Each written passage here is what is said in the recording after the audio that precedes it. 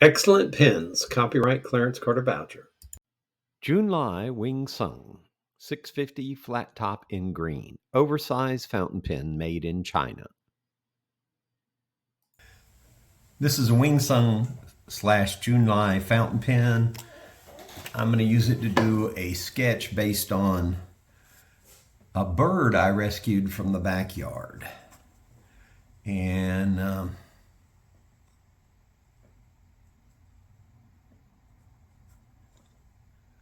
this bird was an interesting little bird. I'm not even going to venture a guess as to what kind of bird it was. I'm sure somebody will write in the comments and tell me.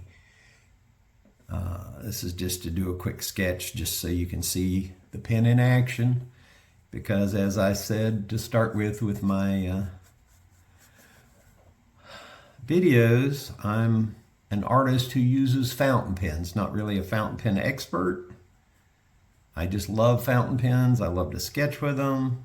I love to write notes with them, and I enjoy them immensely. And I'm doing my reviews based on that kind of approach, not really collecting. So this is a Wing Sung Jun Lai. That's the same company. And when you order, you don't even know which one of those two you're going to get. They don't differentiate. They just say it'll be one of those two randomly assigned to you. And I don't know why they mark it that way, but that's just what they do. And my feeling is to get a pen this nice, this wet, and this much fun to use, and you're only paying $30 on average, sometimes a little less, sometimes a little more, but somewhere in that range, I think that it's worth putting up with some vagaries. One of the other vague things I've found is that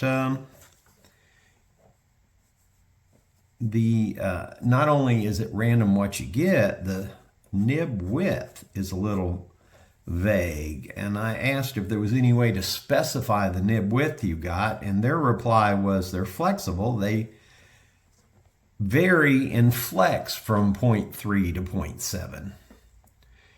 Or it might have been 0.6. I don't remember what they said exactly because it was one of those non-answers really. But I can tell you, these pens for steel nib are just delightfully fun to use. They're cheap enough. I don't mind taking them into town. I handed one to a friend of mine she said she used fountain pens all the time. So I didn't give my usual cautions, and sure enough, what did she do? She jerked the cap off. Just jerked it right off. And of course, it's a screw-on cap. And this is my glove. If you're wondering what part of the bird it is, that's not part of the bird. That's my glove, because I was holding the bird with a glove for several reasons. One is it was a young bird. I didn't want its mother to attack it because of human smell. And I also didn't want to get pecked. I've been pecked a few times rescuing birds. This thing was hopping in the yard with my cat wanting to eat it. And I went out and caught him before the cat bit it, because I've learned from experience that the cat bites it, you may as well just let them have it, because they're going to die from bacteria and stuff from the cat bite. Cat bites are very nasty. Trying to not ever let one bite you or anything you care about.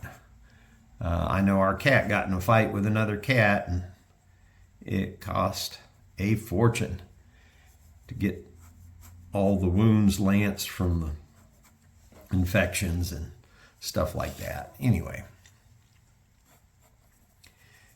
it's a very wet. I'm not drawing as fast as I normally would because I'm talking and I'm thinking about the pen as much as what I'm drawing. But you get the idea. It's a very wet, very expressive sort of line. Now, it does flex, and I'm going to demonstrate that in the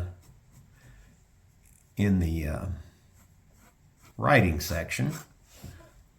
And But you get the idea. It's a very nice pen to write with and very nice to sketch with. It does have some flex, and it puts down a real nice wet line, and I enjoy it. Okay, let's get on to the writing section, and this is where, if you write with no pressure, it is very smooth. I'm kind of at an odd angle here. When I wrote in my notebook, I could get my hand relaxed and it would make no scratchy sound. It just glided across the paper. As far as the amount of flex, gonna railroad on me.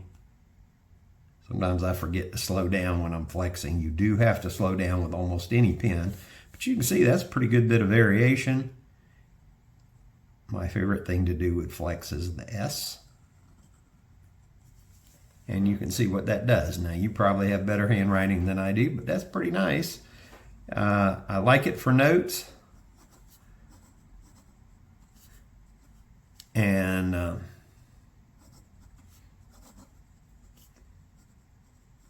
one thing I found with these Jun Lai Wing Sung pens is they keep writing after you should have already refilled it. And it'll make you think that it's not as smooth as it is. If you keep it full or close to full, this thing is just very smooth writer. And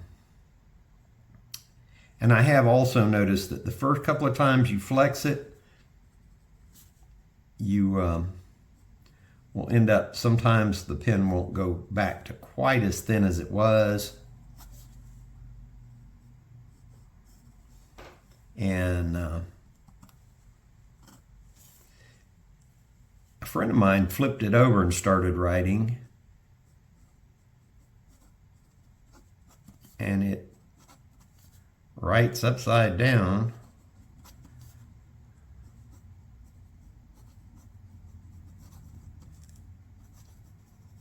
If you are so inclined. So that's a pretty nice pen. I think it's a nice looking pen. This particular one has slots.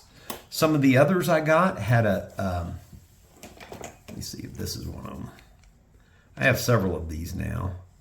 This one also had slots, but one of the others had just an open ink window. I don't know what the difference there was, but here again, for 30 bucks, little variations like that don't bother me. It's a nice looking pen. It feels great in the hand, and I'm about to do the measurements. And I'm just going to do those off camera and put them in here and then take a picture.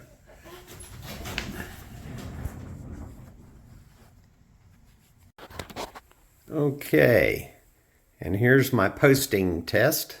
You can see it snaps on very securely. It actually snaps on. I think that's a great feature. It makes it very secure when posted. The Jun Lai flat top has a total of 5 gold bands, a steel nib with excellent tipping, close to the performance of a gold nib. They do have a gold nib available for a higher price. Ink view window allows you to keep track of how much ink you've used. The wider part of the gold band says Jun Lai, made in China. Cap, the Jun Lai 650 flat top measures 5 and 29/64 inches. Uncapped 5 1/8 inch. Posted 6 and 17/32 inches. The section near the threads is 35/64 of an inch, so over half an inch. Inside cap is 9/16 of an inch. It has a beautiful end cap with Chinese characters.